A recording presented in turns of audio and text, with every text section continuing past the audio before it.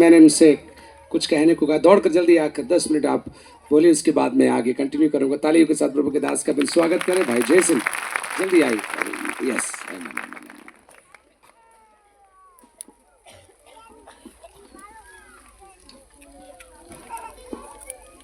Praise Lord. सबको जय मसीह की। हालेलुया। प्रभु के नाम की महिमा हो। इस सुंदर से समय, एक और दिन हमारे जीवन में आज प्रभु ने दिया, यहाँ पे इस पाई के इस देश में आकर प्रभु के नाम की स्तुति करने के लिए, महिमा करने के लिए आज सब हम मिलकर यहाँ पे आए हैं। आप लोग को देखकर भी मुझे बहुत खुशी है, क्योंकि इस धूप में भी, इस समय में भी मिलकर परमेश्वर की स्तुति करना कितना अच्छा बात है, कितनी सौभाग्य की बात है। हालेलुया। हमारे जीवन में ये सबसे बड़ा लाभ है, इसको हम उठाकर आज जाएंगे।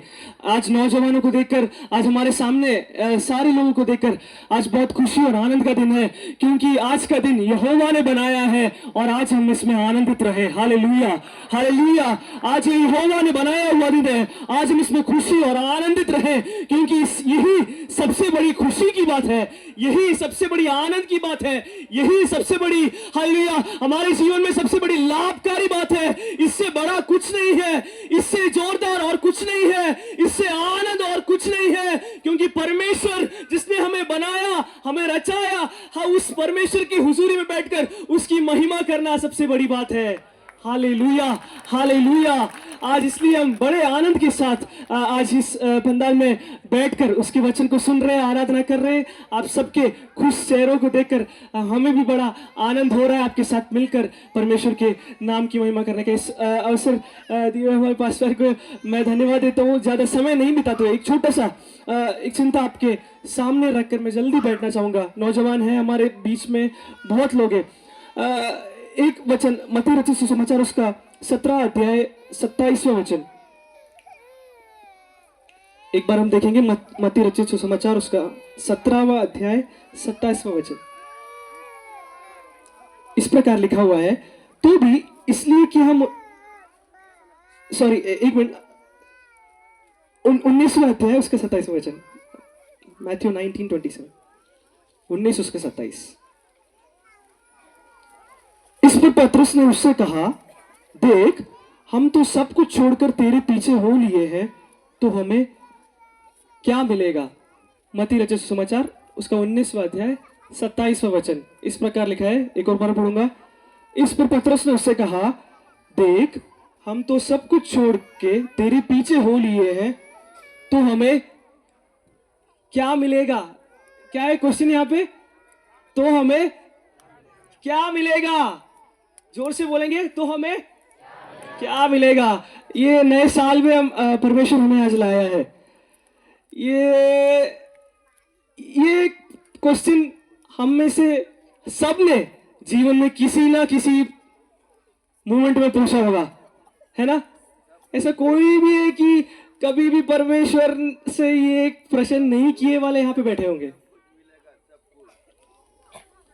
परमेश्वर से हमने पूछा होगा, प्रभु मैं तेरे हुजूरी, मैं तेरे पीछे सब कुछ छोड़कर चला हूं, मुझे क्या मिलेगा। नहीं तो मुझे अभी तक जिंदगी में क्या मिला है।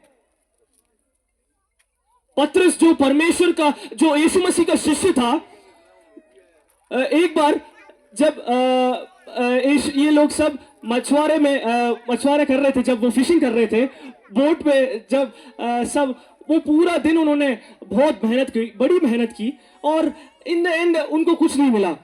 बहुत मेहनत किया मगर कुछ नहीं मिला। तो यीशु मसीह उधर आते हैं। यीशु मसीह पतरस को इस प्रकार कहते हैं, तू कहां पे जाल बिछा, मैं जहां बोलता हूं वहां पे जाल बिछा। और पतरस उसको आज्ञाकारी बनकर वहां पे जाल बिछाता है, और उसको क्या मिलता है? बहुत एक बड़ी झुंड मछली की मिलती है। और परमेश्वर यीशु मसीह इस प्रकार पतरस से कहते हैं, तू अब मछली पकड़ने वाला नहीं, मैं तुझे क्या बनाऊंगा? मनुष्य को पकड़ने वाला बनाऊंगा। क्या बनाऊंगा? प्रियो, ये साल हम किसको पकड़ने वाले बने? आत्माओं को पकड़ने वाले बने।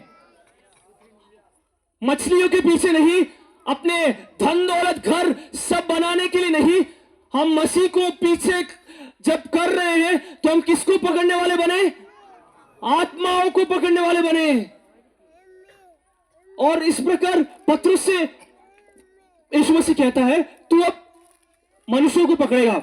और यही पतरस सब कुछ छोड़कर इस प्रकार लिखा है he left everything and followed Jesus. उसने सब कुछ छोड़कर यीशु मसीह को पीछा किया। और जीवन के एक पड़ाव में आकर पतरस इस प्रकार मसीह से एक क्वेश्चन पूछता है, एक प्रश्न पूछता है जो हम में से सब ने पूछा है, यीशु मसीह मुझे क्या मिलेगा? मैंने अपने माता पिताओं को, अपने परिवारजनों को, अपने बोट को, अपने हमारे सारे चीजों को छोड़कर मैं तेरे पीछे आया हूं, मुझे क्या मिलेगा? Hallelujah, hallelujah, hallelujah, hallelujah. हमें क्या मिलेगा? प्रिय कलीसिया, प्रिय भाइयों बहनों, प्रिय अंकल आंटियों, आज हम ये प्रश्न लेकर इस नए साल में भी आए होंगे, मुझे क्या मिलेगा? यीशु मसीह के पीछे हम आए हैं, मुझे क्या मिलेगा?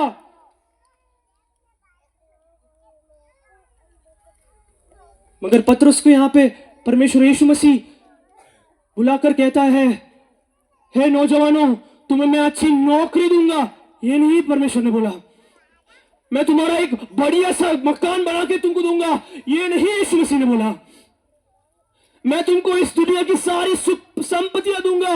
ये नहीं यीशु मसीह ने बोला, मैं अच्छे नाइकी के जूते दूंगा, अच्छा शर्ट दूंगा, अच्छी सारी चीजें दूंगा। ये बुलाकर नहीं पतरस को पीछे करवाया। हालेलुया। पतरस से इस प्रकार, शिष्यों से इस प्रकार यीशु मसीह ने कहा, तुम्हारा क्रूस उठाओ, मेरे पीछे चलो, मैं तुमको मनुष्यों को पकड़ने वाला बनाऊंगा। हालेलुया। पतरस ने सोचा होगा कभी कभार जिंदगी के रास्ते में, मैं ये मछली को छोड़कर जा रहा हूं, ये धन संपत्ति सब छोड़ के जा रहा हूं, मुझे कुछ और अधिक मिलने जा रहा है। हाँ पतरस, तेरे को अधिक मिलने जा रहा है, तेरे परेशानियां बढ़ने जा रही है। हालेलुया। तेरी परेशानियां बढ़ने जा रही है, तेरी कठिनाई बढ़ने जा रही है। ये इजी मार्ग, ये सिंपल मार्ग नहीं है, ये एक इजी रास्ता नहीं है। इसलिए परमेश्वर के दास ने इतनी देर हमको बताया, ये पवित्रता का मार्ग है। पवित्रता में चलना आसानी बात नहीं है। जैसा हमने थीम बोला, ये पवित्र जीवन जीने का समय है। इसलिए परमेश्वर का वचन कहता है, दूसरे लोगों के दुनिया के समान do not be conform to the patterns of this world. इस दुनिया के समान, उसके समान ना बनो, उसमें से अलग और विभिन्न बन जाओ। हम यीशु मसीह के पीछे चले, यहाँ पे सुपरस्टार बनने के लिए नहीं, दूसरों को दिखाने के लिए नहीं, बल्कि एक पवित्र और एक अनंत काल की ओर हम जा रहे हैं। ये सियोन की यात्रा है, ये कठिनाई का मार्ग है। Hallelujah, hallelujah. ये कठिनाई का मार्ग है। इसका मतलब ये नहीं कि हमें कुछ नहीं मिलेगा, इसका मतलब ये नहीं कि हमें कुछ परमेश्वर यीशु मसीह हमारे प्रबंधों के लिए नहीं करेगा। हालेलुया। जब लोग आकर पूछते हैं, यीशु मसीह को, पतरस को बोलते हैं, आप टैक्स नहीं देते हो क्या? और यीशु मसीह एक मछली के, पतरस को इस प्रकार इंस्ट्रक्शन देता है, इस प्रकार बोलता है, जाके उस मछली के मुंह में से क्या निकाल, सिक्का निकाल, तेरे लिए भी मेरे लिए भी क्या होगा, बस चुक जाएगा, बस चुक जाएगा। मछली के मुंह से भी सिक्के को निकालने वाला परमेश्वर हमारे संग है। कठिनाई में भी रास्ता निकालने वाला परमेश्वर हमारे संग है। एलिया जब उस पेड़ के नीचे पड़ा था, वहां पे भी देने वाला परमेश्वर हमारे संग है। आज हम रोगों के साथ आए होंगे, चंगाई देने वाला परमेश्वर हमारे संग है। ये जीवित वचन है, जीवित परमेश्वर इस देश में हमारे संग है। हालेलुया। ये कठिनाई का मार्ग है, ये कठिनाई का मार्ग है, मगर हमारा परमेश्वर हमारे संग है। कितने लोग आज बोलेंगे, कितने लोग आज मुंह से दोहराएंगे, ये मेरा परमेश्वर इस साल मेरे संग है। Hallelujah, hallelujah, hallelujah. इसलिए पतरस बोलता है, हालेलुया, इसलिए पतरस आगे बोलता है अपने अपने लेख में, पहला पतरस का लेख उसका 4:13 इस प्रकार हम पढ़ेंगे। पहला पतरस उसका 4वां अध्याय 13वां वचन।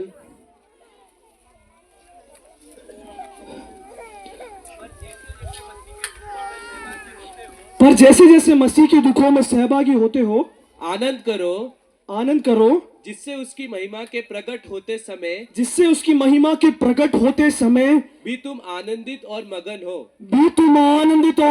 हो। हालेलुया। पतरस एक बार एक समय में पतरस ने इस प्रकार पूछा, हमें क्या मिलेगा? और पतरस थोड़े समय के बाद जब पवित्र आत्मा उसके ऊपर आती है, जब पवित्र आत्मा की भरपूर उसके ऊपर आती है, इस प्रकार लिखता है, तुम भी उस मसीह यीशु के दुखों में क्या हो जाओ? सहभागी हो जाओ। हालेलुया। सब लोग आनंद में सहभागी होने के लिए बड़े खुशी के साथ जाते हैं। दूसरों के आनंद में सहभागी होने के लिए बड़े खुशी के साथ हम जाते हैं ना, हमें बड़ा आनंद आता है। हमको अच्छे अच्छे काम मिलते हैं, अच्छे गिफ्ट्स मिलते हैं, तो अच्छी अच्छी चीजें मिलती, तो हमको बहुत बड़ी खुशी होती है। बट दुख में सहभागी होना कौन जाता है? नौजवानों, हम कौन जाते हैं आज के दिन में? कौन लेना चाहता है ये क्रूस? कौन लेना चाहता है ये क्रूस का मार्ग आगे? आज हम बड़े आनंद में, खुशी में, हाल जोश में भरे हुए हैं, मगर कौन लेना चाहता है मसीह के दुख का सौभाग्य? Hallelujah, hallelujah. थोड़ा कठिन है, मगर प्रिय कलीसिया, आज इस पवित्रता में अगर हमको जाना है, आज इस मार्ग में हमको चलना है, तो पवित्र आत्मा की हुजूरी हमारे ऊपर आज चाहिए। पतरस ने इस प्रकार पूछा, हमें क्या मिलेगा? यीशु मसीह ने बोला, मैं तुम्हारे लिए एक, हालेलुया, क्या भेजूंगा? एक सहायक भेजूंगा जो तुम्हें हर एक अवस्था में तुम्हारी मदद करेगा। हम अकेले नहीं हैं, हमारे साथ ये सहायक अभी भी, आज भी, यहां पे भी, हमारे बीच में भी उपस्थित है। कितने लोग विश्वास करते हैं, ये मेरे अंदर ही आत्मा है, मैं आत्मा के भरपूरी में भरा हुआ हूं। तभी हम, जैसे हमने पढ़ा, इस पवित्रता में हम चल पाएंगे, इस पवित्रता से हम भर पाएंगे, इस पवित्र भरा एक जीवन हम जी पाएंगे। ये कठिन मार्ग को उठाकर, क्रूस को उठाकर, हालेलुया, पतरस की तरह बोल पाएंगे, ये यीशु मसीह के दुख में सहभागी बनो। और पतरस एक आसान मौत नहीं मरा था, एक आसान सा एक जिंदगी नहीं जी पाया था। पतरस को भी क्रूस में से उल्टा लटका कर मारा गया। देखो कितनी आश्चर्य की बात है। पर पतरस ने जो पूछा था, तो हमें क्या मिलेगा मसीह? आपको यहाँ पे पीछे करके हमें क्या मिलेगा? दुख तो बढ़ते जा रहे हैं, संकट बढ़ता जा रहा है, मगर परमेश्वर यीशु मसीह ने इस प्रकार वादा दिया, दुनिया के अंत तक मैं तुम्हारे संग और साथ रहूंगा। Hallelujah, hallelujah. क्या आज कलीसिया, आज हम बोल सकते हैं, हमें क्या मिलेगा नहीं पूछूंगा, मैं क्या दे सकता हूं पूछूंगा। परमेश्वर, मैं इससे अच्छा क्या दे सकता हूं? मेरा आरोग्य में दे सकता हूं क्या?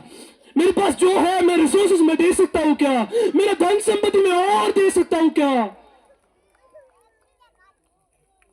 कितने लोग बोलेंगे, मैं और देना चाहता हूं, मैं और देना चाहता हूं, मेरा समय देना चाहता हूं, मेरा आरोग्य देना चाहता हूं, मेरा ये नौजवानी में देना चाहता हूं, मेरा सब कुछ मैं और देना चाहता हूं। Hallelujah, hallelujah, hallelujah. इन वचनों से प्रभु हमें आशीर्वाद करे, समय देने के लिए प्रभु की दास की मैं धन्यवाद देता हूं। सबको पवित्र आत्मा हमें आज्ञा दे। ताली बजाकर प्रभु को धन्यवाद दीजिए, बोलिए हालेलुया। पवित्र आत्मा ने हमको याद दिलाया, हमें क्या मिलेगा पूछने के लिए नहीं, इस नए साल में हम क्या प्रभु के लिए कर सकते हैं, उसको ढूंढते हुए हम आगे बढ़ने जा रहे हैं। हालेलुया।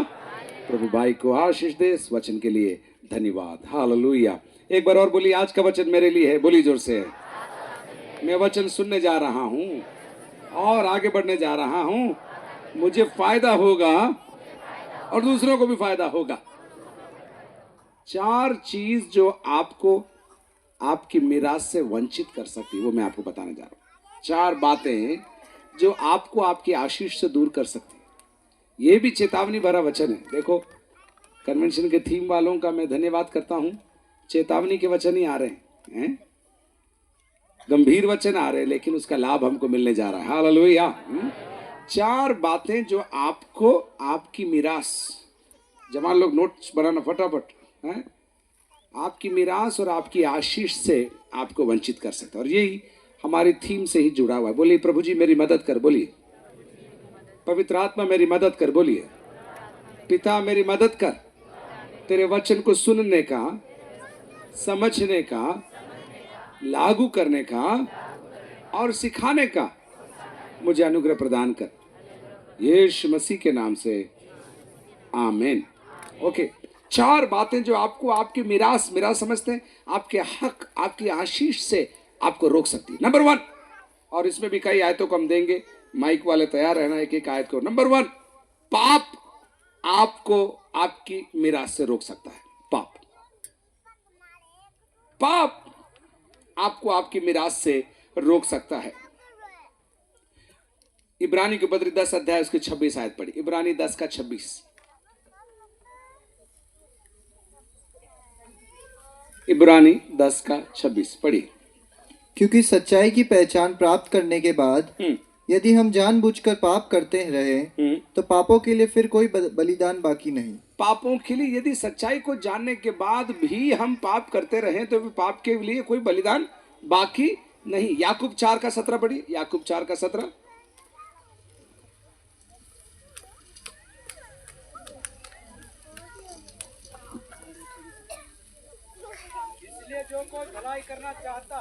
जो कोई भलाई करना जानता है, हाँ, जो वापस पढ़ो, माइक में पढ़ो, आपकी आवाज। इसलिए जो कोई भलाई करना जानता है, यहाँ पर पढ़ो। हाँ, चालू करो उसको। हाँ कोई बात नहीं, माइक देख लो बच्चों। भलाई करना जानता है, हाँ, जो कोई भलाई करना जानता है, हाँ, और नहीं करता उसके लिए यह पाप है। बाप रे, पाप की परिभाषा क्या है? मैं आपको 3-4 शब्दों से पाप की परिभाषा बताना चाहता हूं। तैयार है आप लोग? सुनने वाले सुन रहे हैं? पाप क्या है? हमारे दिमाग में है पाप मतलब दारू, बीड़ी, तंबाकू और गाली, ये बिल्कुल पाप है।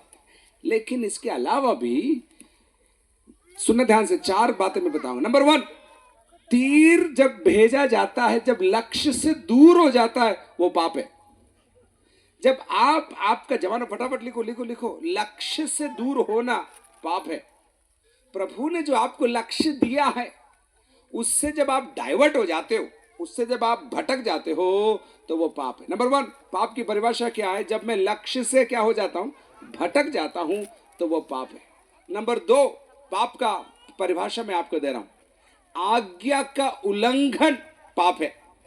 आज्ञा का उल्लंघन पाप है। पहला मैंने बोला जो लक्ष्य था, जब लक्ष्य से मैं भटक जाता हूं तो वो पाप है। नंबर 2, आज्ञा का उल्लंघन पाप है। नंबर 3, पाप की परिभाषा, तीसरी परिभाषा, जब मैं जो हद प्रभु ने रखी है उस हद को पार करता हूं, तब वो क्या है? पाप है। बाउंड्री वॉल में लिखा रहता है बिना आज्ञा प्रवेश वर्ज निषेध है। और अगर आपने प्रवेश कर लिया तो आप पर जुर्म हो सकता है। वही बात है, प्रभु ने कह दिया। उदाहरण के लिए जैसे अपन कह रहे हैं, सुबह से कुछ दायरा प्रभु ने रखा है खाने पीने, रहने, छूने के मामले में, लेकिन जब वो हद जब आप पार कर लेते हो तो वो क्या हो गया? कुछ लोग हद को हमेशा छूना चाहते। इतना कर सकता हूं क्या? थोड़ा कर सकता हूं क्या? कितना कर सकता हूं? अगर आप हदों में रहने वाले ही हो, हमेशा आप हद को तोड़ोगे और पाप करोगे। 3 परिभाषा मैंने आपको दे दी है। नंबर 1, लक्ष्य से दूर होना। नंबर 2, आज्ञा का उल्लंघन। नंबर 3 है, नंबर 3, हद को पार करना। अब हद को पार करना बहुत बड़ा नहीं होगा, शायद आपने पैर ही रखा होगा, लेकिन वो भी अगर प्रभु के वायदों के, प्रभु के नियम के विरुद्ध है तो वो क्या है? जोर से बोलिए, वो क्या है? पाप है। नंबर 4, पाप की परिभाषा, हर वो बुरी चीज जो आपके शरीर से उत्पन्न होती है वो पाप है। हर वो बुरी चीज जो शरीर से उत्पन्न होती है वो पाप है। तो 4 परिभाषा मैंने आपको दिया। एक, लक्ष्य से भटकना। प्रभु ने जवानों आपके लिए एक लक्ष्य रखा है, सेवकों आपके लिए एक लक्ष्य रखा है, सेविकाओं आपके लिए लक्ष्य रखा है। अगर डाइवर्ट हो गए आपने पाप किया है। नंबर 2, आज्ञा का उल्लंघन पाप है। नंबर 3, हद को पार करना पाप है। नंबर 4, शरीर से उपजने वाली हर बात क्या है? पाप है। इतना ही मैं कहूंगा। मैं अब और आयतें आपको देना चाहता हूं। नीति वचन में आइए, नीति वचन 28:13, नीति वचन 28:13। जो अपने अपराध छिपा रखता है, जो अपने अपराध छिपा कर रखता है, उसका कार्य सफल नहीं होता। उसका कार्य सफल नहीं होता। आगे, परंतु जो उनको मान लेता, जो उनको मान लेता है और छोड़ भी देता है, छोड़ भी देता है, उस पर दया की जाएगी। उस पर दया की। बोलो, मानना है, जोर से बोलिए, मानना है, छोड़ना है, तब हमें माफी मिलेगी। बोली जोर से, चिल्ला कर बोलो, मानना है, छोड़ना है, और तब हमें माफी मिलेगी। केवल गलती को कबूल करने से माफी नहीं मिलेगी, आपको मानकर क्या करना है? छोड़ना है। हर प्रभु भोज में आकर हम बोलते, प्रभु जो कोई जाने अनजाने में गलती हो गई उसको माफ कर देना, और जाने अनजाने में वापस बाहर निकल के वही गलती अपन करते हैं। ये नहीं हो सकता। आपको सीरियस होना है। आपके जीवन के मामले में आपको सीरियस, कोई और नहीं देख रहा है, लेकिन आपको चेक करना है, मेरा संबंध कैसा है, मैं किससे बात कर रहा हूँ, मैं क्यों बात कर रहा हूँ, मैं जब बात करता हूँ मेरे दिल में क्या तरंग उठ रही है, क्या सही तरंग उठ रही है, गलत तरंग उठ रही है, मैं कितनी देर बात कर रहा हूँ। स्त्री पुरुष के विषय में कह रहा हूँ मैं, स्त्री पुरुष से बात करना पाप नहीं है, लेकिन कितनी देर करते हो, कहाँ करते हो, क्यों करते हो, वो पाप का कारण बन जाए। ये आपको तय नहीं करना, ये प्रभु के वचन में तय है। मापदंड पहले से दे रखा है? आप एक स्कूल में नौकरी करते हैं, आप कभी भी पहुंच जाओ और कभी भी घर पे आ जाओ। ये ऐसा खुद का घर का स्कूल नहीं है। ये प्रभु का वचन क्या है? एक सिस्टम है। इसलिए सरकार को जीपीएस लगाना पड़ा है कि नहीं? अटेंडेंस में जीपीएस लगाना पड़ा। क्यों? क्योंकि सूरजपोल में बैठकर वो कहता है मैं 12 पाल में हाजिरी दे रहा हूं। क्या अंतर्यामी है, वो भी टीचर है।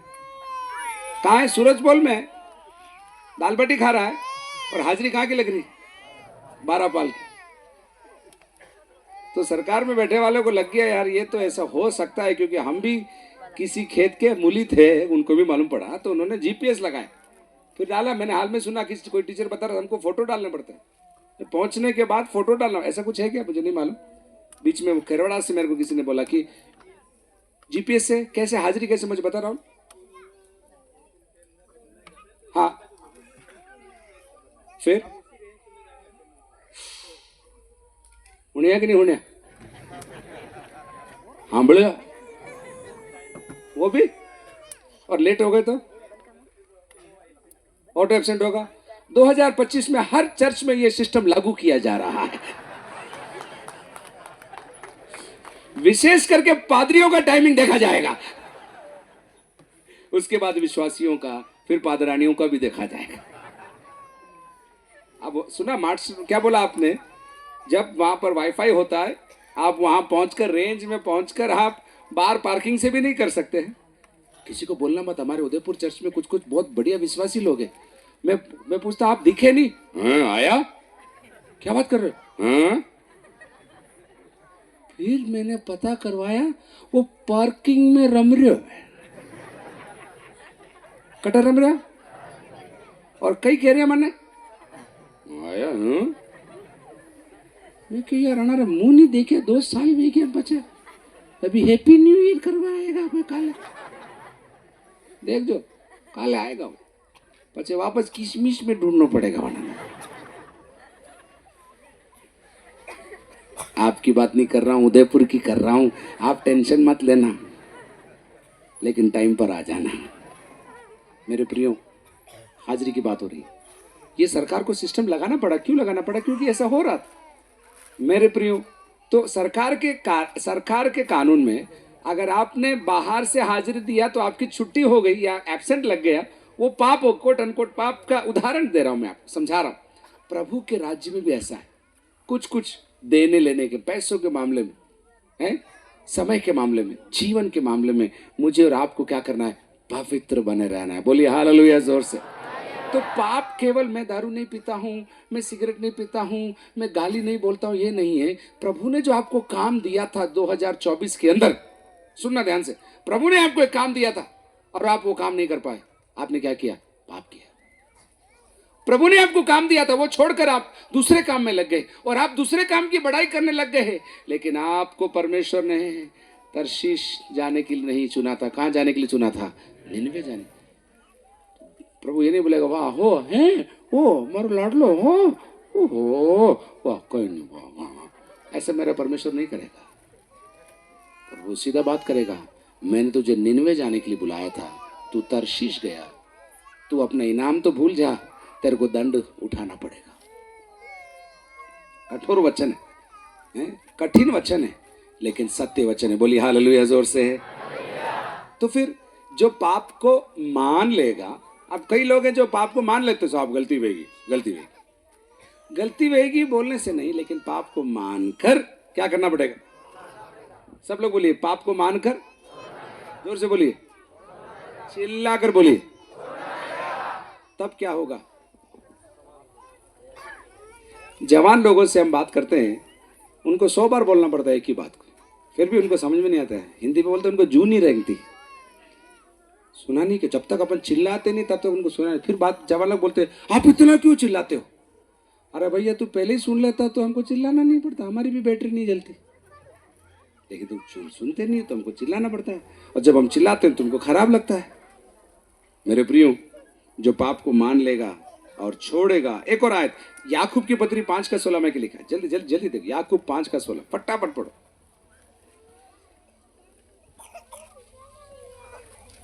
याकूब 5:16। माइक बंद है ये वाला भी।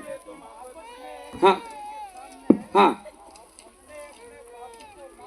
आपस में एक दूसरे के सामने अपने अपने पापों को मान लो। आगे, एक दूसरे के लिए प्रार्थना करो जिससे चंगे हो जाओ। इसके अंदर एक बहुत गहरी बात बता रहा हूं। कई बीमारियां हमारे अनाज्ञाकारिता और हमारे पाप के कारण है हमारे शरीर के अंदर।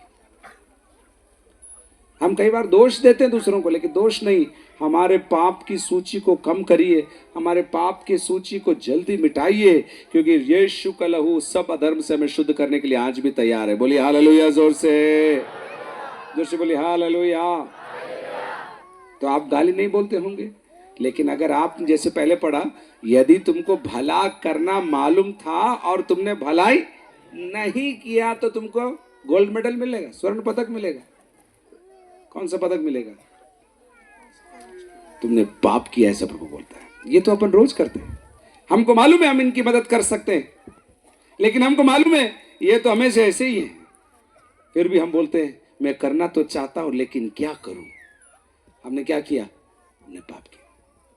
मेरे प्रियो, जैसे किसी ने आकर यीशु से पूछा था, पुराने नियम में तो ऐसा लिखा है, आप क्या कहते हो? प्रभु ने पाप की सीमा को क्या किया और उसका पवित्रता की सीमा को बढ़ाया और पाप की सीमा को लोअर करके बोल दिया, जो मन में गलत काम करे उसने भी पाप किया, ऐसे यीशु मसीह ने कह दिया। आज तक हम सोचते थे करने वाला पापी है, लेकिन अब यीशु कह रहा है परिभाषा बदलकर, सोचने वाला भी क्या है? लेकिन मैं पाप की परिभाषा बोलकर आपको परेशान करने के लिए नहीं, मैं कहना चाहता हूं, काले से काला पाप आपका भी हो, पुराने से पुराना पाप आपका भी हो, आज यीशु का लहू हमें शुद्ध कर पवित्र करने के लिए तैयार है। लेकिन मानना होगा, नंबर 2 छोड़ना होगा। मूल शब्द में रिपेंट जो बोलते हैं या पश्चाताप जो बोलते हैं, उसका अर्थ क्या है मैं आपको समझाता हूं। ध्यान से स्टेज पर आके देखना। मैं इस दिशा में जा रहा था। पश्चाताप का मतलब है रुकना, मुड़ना और पूरा मुड़कर बिल्कुल उल्टी दिशा में जाना है पश्चाताप। हाय हाय हाय करना पश्चाताप नहीं है। अरे क्या करूं साहब, गलती हो गई। अभी एक परिवार को हमने बुलाया हमारे घर में बात करने के लिए, क्योंकि वो पुरुष ने एक स्त्री को थोड़ा ज्यादा जरूरत से ज्यादा मैसेज भेज दिया। विवाहित है और विवाहित पुरुष ने उसके साथ काम करने वाली एक महिला को मैसेज भेज दिया। मैसेज पाकर वो महिला तो ओत-प्रोत हो गई, उसने 18 मैसेज इसको भेज दिया। 18 मिल गया तो उसने 36 उसको भेज दिया। ये भूल गया कि मैं शादीशुदा हूं। रात को 1 बजे इसकी पत्नी पानी पीने के लिए उठी घर में, तो phone tiding tiding tiding tiding 3-4 बार एक साथ बजा। तो मैम साहब को पता नहीं क्या हुआ, कभी नहीं सोचा, कभी शक नहीं किया आदमी के ऊपर। इसने उसको फोन उठा के देख लिया। फोन उठा के देखा तो जानू। ये बोला मेरे अलावा जानू और कहां से आ गया। मैं सच्ची घटना बोल रहा हूं, गरम पकोड़े के समान बोल रहा हूं मैं। ये पत्नी देखकर बेहोश हो गई। बोली ये क्या है। जब उसने चैट पीछे जाके देखा तो जानू उधर से नहीं, चालू भी इधर से भी है। ये 2 तरफा यातायात हो रहा है। उसने देखा, इसको शौक हो गया, बेहोश हो गई, गिर गई तो पति उठा, क्या हुआ रे जानम, क्या हुआ। तो जानम ने कुछ बोला ही नहीं, उसको मालूम ही नहीं पड़ा। सुबह उठकर ये जानम ने इसका स्क्रीनशॉट ले लिया और जानम के माता पिता को भेज दिया। अब सोचो क्या आंधी हुई होगी। अब आंधी पादरियों का काम आजकल क्या है, शादी करवाना और ऐसे लोगों को झाड़ा फूकी करते रहना। मेरा सबसे गंदा टाइम यही निकलता है। मैं दुआ करना, मेरा फालतू को काम तुम करो, हम पोंछा लगाने तुम्हारे घर पे आए, और कुछ काम नहीं है हमारे पास। सही बोल रहा हूँ। रोती हुई वो आई, फिर उसका पिताजी आया, फिर उसके माताजी आए, उसके। अरे मैंने बोला तुम लोग सीधा सीधा लेन में चलो ना यार, तुम लोग क्या कर रहे हो तुम लोग। तुम गलत काम करो और उसके बाद मंडली को उसका नुकसान होता, और तुम प्रभु भोज की लाइन में तुम आ जाते हो। एक को मैंने मेरी मंडली में बोला तू प्रभु भोज मत लेना, क्योंकि दिल्ली गेट में मैं एक दिन किसी ऑफिस में जा रहा हूँ, तो चाय के ठेले पर एक भाई,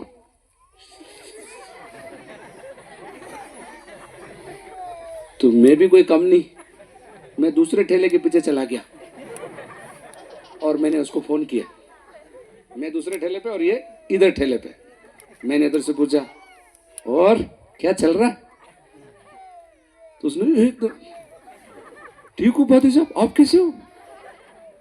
मैंने बोला तू कहाँ है, बस यही हूँ, आप बोलो क्या काम है।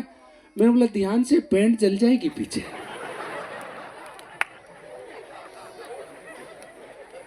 सच्ची बात बोल रहा हूँ मैं, दिल्ली गेट की बात बोल रहा हूँ। बोला पैंट जल जाएगी। क्या बोल रहे हो आप, समझ में नहीं आया। मैंने बोला तेरे हाथ की 2 उंगलियों में जो आग जल रही ना, वो पीछे जल जाएगी ध्यान। तो बोला आप कहाँ हो। मैंने बोला मैं कहीं भी हूँ, तू कहाँ है। मैंने बोला जो हाथ में पकड़ रखा है नीचे फेंक। उसने फेंक दिया। मैंने बोला उसके बाद जूता रख दिया उसने। अब मैंने बोला सीधा घर जा, सीधा घर जा। चला गया घर। फिर मैंने बोला प्रभु भोज मत लेना, बीड़ी पीने वाला प्रभु भोज मत लेना। लेकिन संडे को देखा तो बाइबल लेके आ गया और प्रभु भोज की लाइन में हालेलुया हालेलुया हिल रहा है। अब कस्तर हिल रहा है, यो कहीं मालूम नहीं है। पादरी हर हिलने वाला पवित्र आत्मा, ऐसे सोचना मत तुम लोग भी कभी चश्मा लगाओ मेरे जैसे, देखो कि यार ये हल कस्तर रही हो, ये यूं हिल रही होगी, यूं हिल रही। हर बाजा बजाने वाला, हर जवान, हर गाना गाने वाला जवान पवित्र है, सोचना मत। रात को वो क्या इंटरनेट में देख रहा था पकड़ लेना, मजाक नहीं बोल रहा हूँ। ये हालत हमारे देश की।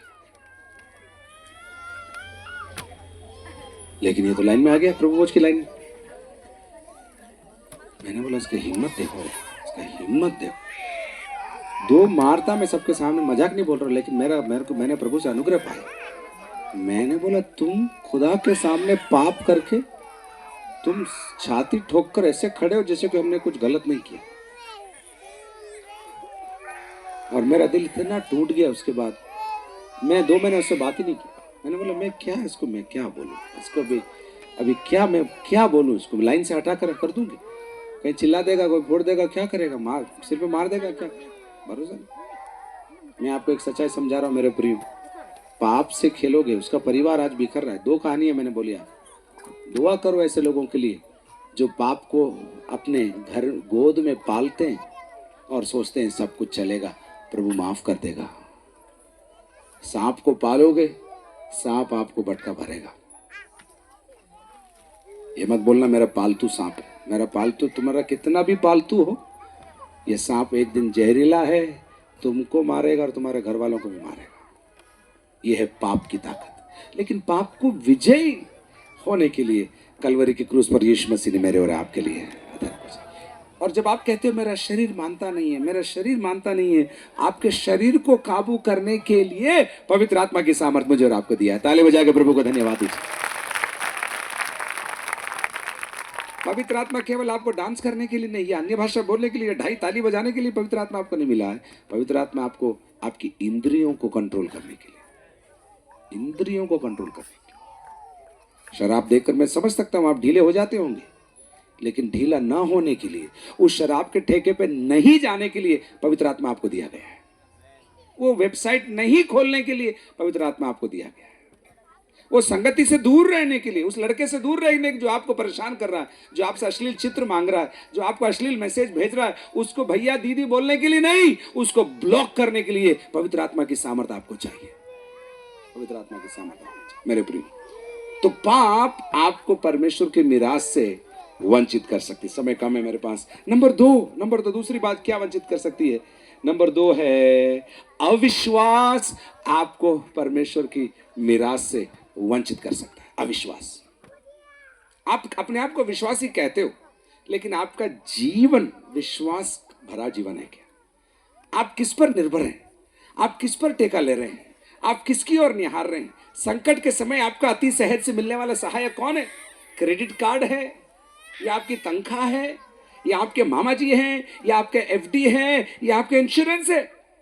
अविश्वास आपको आपकी मिरास से वंचित कर सकता है। भजन 106 का 24 पढ़ी। भजन 106 का 24 और एक जन इब्रानी 3 का 19। भजन 106 का 24 और एक जन इब्रानी 3 का 19।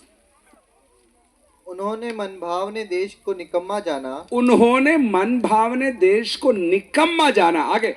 और उसके वचन की प्रतीति न की, और उसके वचन की प्रतीति न की। गंभीर पाप है अविश्वास। खुदा ने आपके लिए जो वायदा, वापस पढ़ो बेटा, वापस पढ़ो प्लीज, वापस। उन्होंने मनभावने देश को निकम्मा जाना और उसके वचन की प्रतीति न की। उसने जो कहा उसको इग्नोर किया, उसको इग्नोर कर दिया है, उसको उन्होंने तुच्छ समझा। बोला ये क्या है, ये पादरी कौन है, ये तो बुढ़ा है, ये क्या जानता है, हम पढ़े लिखे हैं, ये अनपढ़ है। प्रभु के वचन को तुच्छ जानना बहुत बड़ा घोर पाप है। और जो प्रभु की प्रतिज्ञाओं को निकम्मा जानते हैं वे कैसे कहेंगे? एक और भजन पढ़िए। हाँ, इब्रानियों 3:19। हाँ पढ़िए। अतः हम देखते हैं कि वे अविश्वास के कारण प्रवेश न कर सके। अविश्वास के कारण प्रतिज्ञा के देश में वो प्रवेश नहीं कर सके। उन्होंने दुआ किया, वो चर्च भी गए, वो बादल के खंबे के नीचे चलते रहे, अग्नि के ज्वाला के नीचे वो चलते रहे, लेकिन उनके अंदर विश्वास नहीं था। विश्वास नहीं। मेरे प्रियो, इस कन्वेंशन में आपको जगा कर पूछना चाहता हूं, आप सच में विश्वास करते हो क्या? हाँ या ना बोलिए। आप सच में विश्वास करते हो क्या? क्या आप यीशु मसीह को उद्धार करता विश्वास करते हो क्या? क्या उसकी चंगा करने की सामर्थ पर विश्वास करते हो क्या? क्या उसके पाप से छुड़ाने की सामर्थ पर विश्वास करते हो क्या? क्या वो जल्दी बादलों पर आएगा आपको लेने के लिए, उस पर विश्वास करते हो क्या? क्या आप सच में विश्वासी हो क्या? तो फिर आपके मुंह से निकले शब्द और आपके जीवन के बीच में कोई फर्क नहीं होना चाहिए। एक कहानी मैं आपको बताता हूं, बच्चे लोग सुनना। बहुत बड़ा जलप्रपात हुआ करता है नयाग्रा, दुनिया के अंदर सबसे ऊंचाई से गिरने वाला जलप्रपात है नयाग्रा फॉल्स बोलते हैं उसको, कनाडा और अमेरिका के बीच में।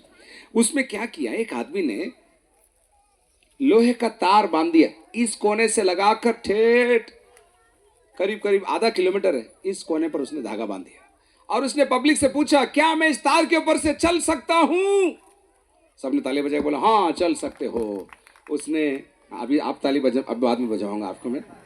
तो उसने क्या किया, उसने लकड़ी हाथ में लिया और तार पर उसने चलना शुरू कर दिया। अब बजाओ, ताली बजाओ, बजाओ। हाँ, वो ऐसे ऐसे उनकी तालियों के बीच में वो इस कोने से क्या किया, उस कोने तक वो चलता रहा। और सबने बोला गजब गजब, अरे गजब गजब।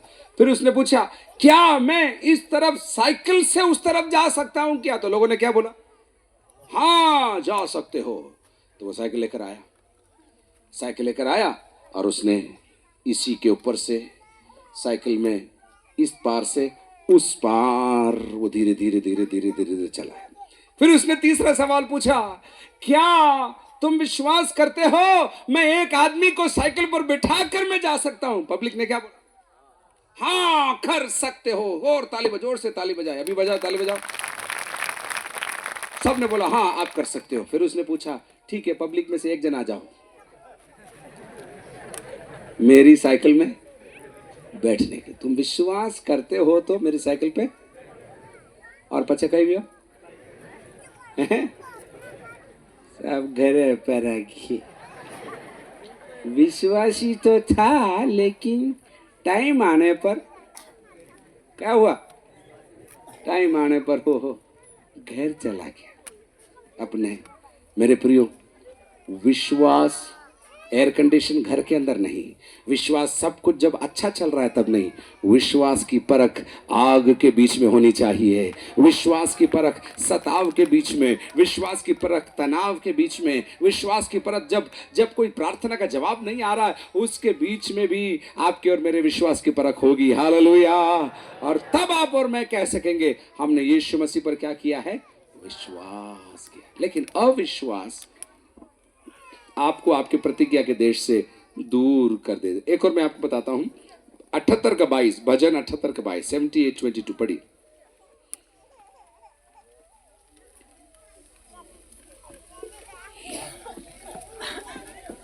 इक्कीस और 22 पढ़ लो, 78, 21 और 22। यहोवा सुनकर क्रोध से भर गया। हाँ तब याकूब के बीच आग लगी हाँ, और इजराइल के विरुद्ध क्रोध भड़का, आगे। इसलिए कि उन्होंने परमेश्वर पर विश्वास नहीं रखा था, इसलिए कि उन्होंने परमेश्वर पर विश्वास नहीं रखा था और न उसकी उद्धार करने की शक्ति पर भरोसा किया।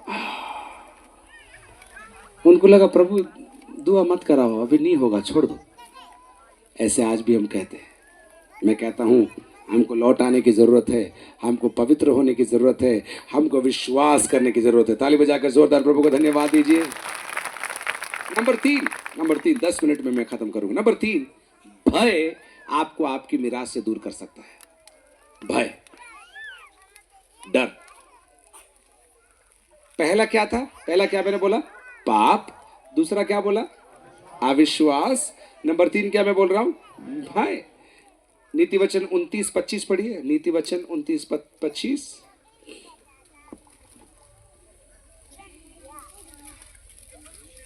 खाना फंदा हो जाता है, मनुष्य का भय खाना फंदा हो जाता है। आगे, परंतु जो यहोवा पर भरोसा रखता है, परंतु जो यहोवा पर भरोसा रखता है उसका स्थान ऊंचा किया जाएगा। उसका स्थान ऊंचा किया जाए। मनुष्य का भय फंदा पैदा करता है। एक और आयत, गिनती की पुस्तक 13 अध्याय उसकी 33 आयत, गिनती 13 का 33।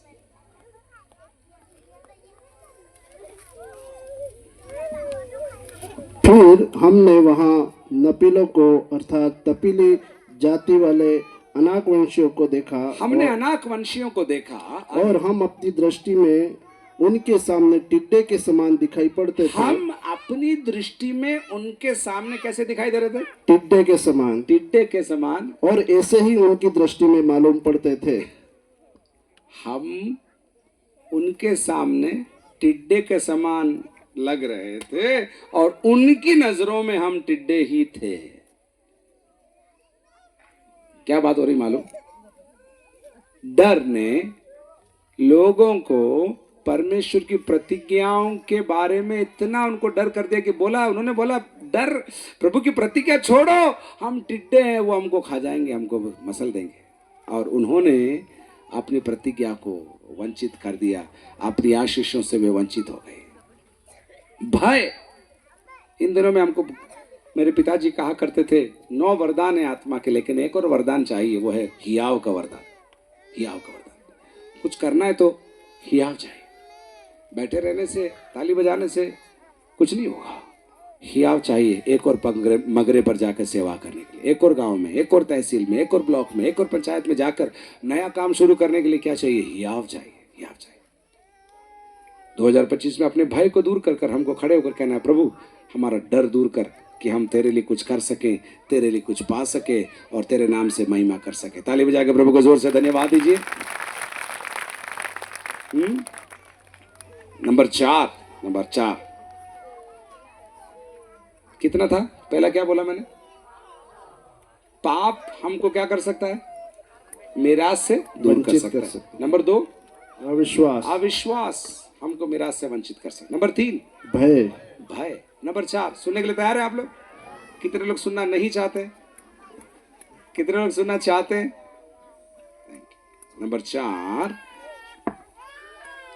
आलस्य आपको परमेश्वर के राज्य में आपको वंचित कर सकता है। आलसी के लिए बहुत सारी आयतें बाइबल के अंदर आपको देखने को मिलेगी, लेकिन मैं आपको 2-3 आयत देना चाहता हूं। लिखा है नीति वचन 10 का 4 और 5 पढ़िए।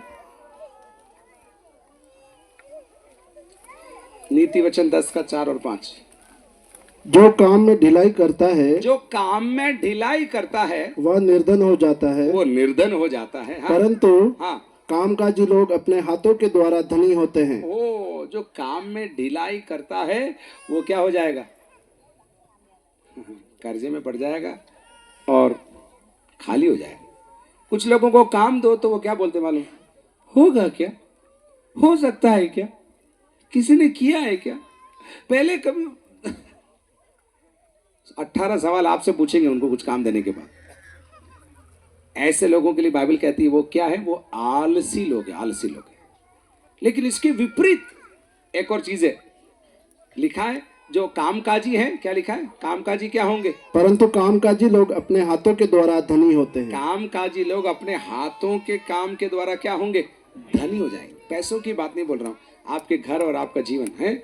आपके खेत में एक जगह लिखा है, मैं खेत में से गया, खेत के पास से गया और खेत को देख के ही मुझे मालूम पड़ गया ये आलसी किसान है या मेहनती किसान है। वहाँ बोर्ड नहीं लगाना पड़ेगा, मैं बहुत मेहनती हूँ। उसके फसल को देख के मालूम पड़ेगा ये मेहनती है या आलसी है। सेवकों, आपकी मंडलियों को देखकर क्या लोग बोलेंगे? विश्वासियों, आपके जीवन को देखकर लोग क्या बोलेंगे? छात्र छात्राओं, आपके नंबर को देखकर लोग क्या बोलेंगे? ये आलसी है या स्फूर्तिला है? जब प्रभु कुछ काम देता है आप कैसे रिस्पॉन्ड करते हैं? आप कैसे उसको प्रत्युत्तर देते हैं? आप हाँ प्रभु मैं तैयार हूं बोलते हैं या बोलते हैं प्रभु सोचूंगा, देखूंगा, थोड़ा पैसा भेजो, पेट्रोल नाको मारी गाड़ी में आप मत खा है? अगर आप इनमें से हैं तो अगला जब आदेश स्वर्ग से आएगा प्रभु आपको ढूंढेगा नहीं, जो तैयार है उसको प्रभु ढूंढेगा और उसकी गाड़ी में हवा भरकर भी प्रभु उसको दौड़ाकर अपनी महिमा उसके द्वारा करवाएगा। समझ में आ रहा? तो ताली बजाकर प्रभु को धन्यवाद दीजिए जोर से। जंग उन्हीं ने जीती है जिन्होंने जब कुछ भी नहीं था तब भी अपने पैरों और हाथों को चलाया है। यरदन मूसा के दिनों में हाथ बढ़ाया तो यरदन लाल समुद्र 2 भाग हो गया, लेकिन यहोशू के दिनों में हाथ बढ़ाने के लिए नहीं बोला। यहोशू को बोला बाढ़ में भी पानी के अंदर क्या रख, तेरे याजक के पैर गीला होने दे। मेरे प्रिय सेवकों, हमारे पैर गीले होने दो, हमको रिस्क उठाना पड़ेगा। हमारे पैर गीले होंगे तो हमारी प्रजा उस पार निकल जाएगी। आज कुछ सेवक सेविका चाहिए मेरे को इस क्षेत्र के अंदर, जो उफान से भरी हुई यरदन के अंदर भी, मेरे बाल खड़े हो रहे जब मैं बोल रहा हूं, उस उफान से भरी हुई यरदन के अंदर अपने पैर को रख सकेंगे और कहेंगे प्रभु हम डूबे तो डूबे, लेकिन हमारे इस पैर रखने से हमारी प्रजा मिरास में पहुंचना चाहिए। परमेश्वर ऐसे लोग चाहिए जो कहेंगे प्रभु हम भूखे रहने को तैयार है, हम उपवास करने को तैयार है, हम प्रभु तेरे चरणों पर गुप्त में बैठने को तैयार है, लेकिन हमारे लोगों को तू उस पार लगा दे। परमेश्वर, एक माँ और एक बाप जब भूखे रहेंगे या जब कर्मठ रहेंगे उनके बच्चों को कमी नहीं होगी। ये आत्मिक नियम भी है।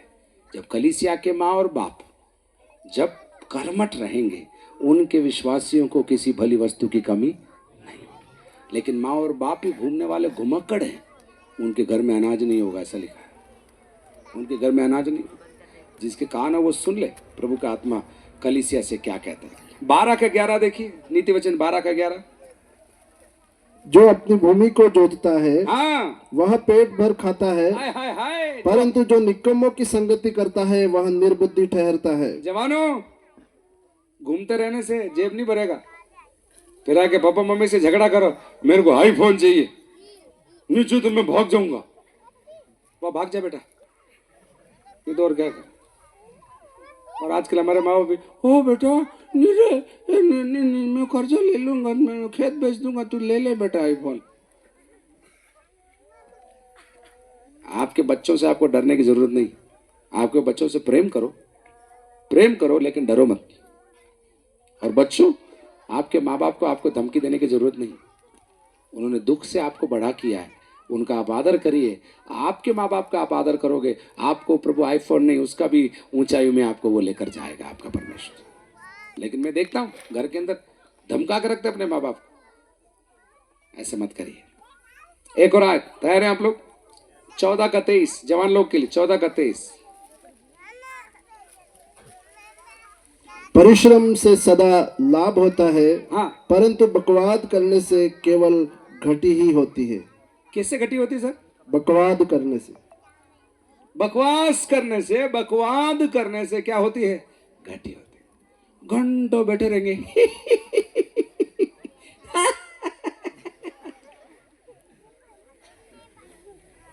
क्या निकला?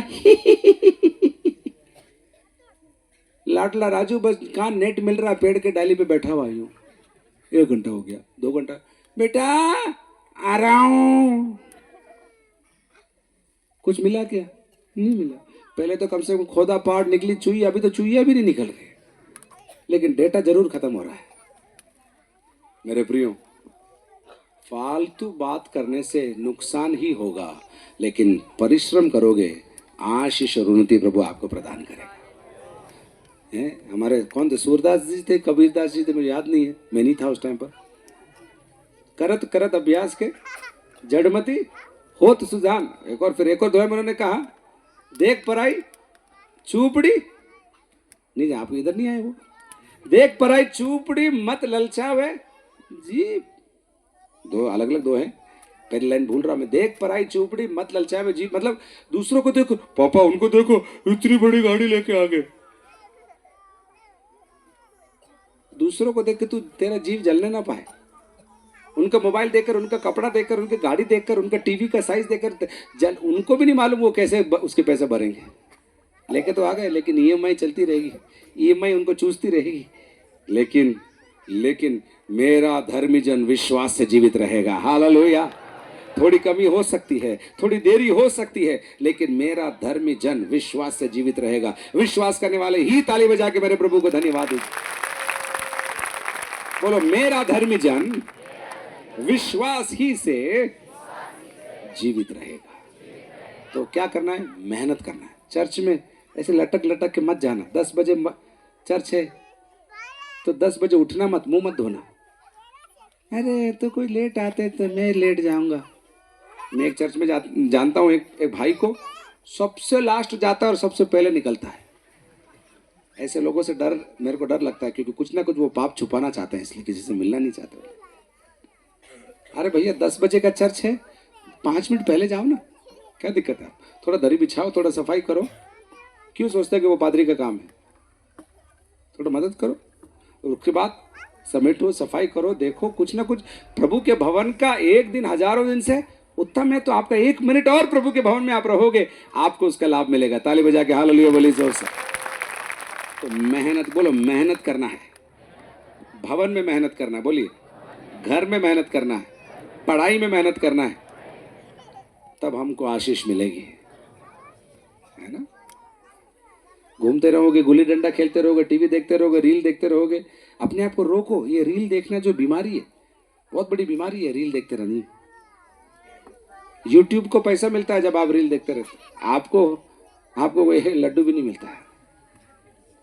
रोको, देखना है देखो, आप मना नहीं कर रहे हैं, चाहिए मोबाइल। अब लेकिन घंटों देखते रहना आपके लिए नुकसान है, आपकी पढ़ाई के लिए नुकसान है, आपके घर के लिए नुकसान है, वैवाहिक जीवन के लिए नुकसान है, हर क्षेत्र में उसका गलत प्रभाव है। 4 बातें आपको रोक सकती है, मैंने आपको बोला।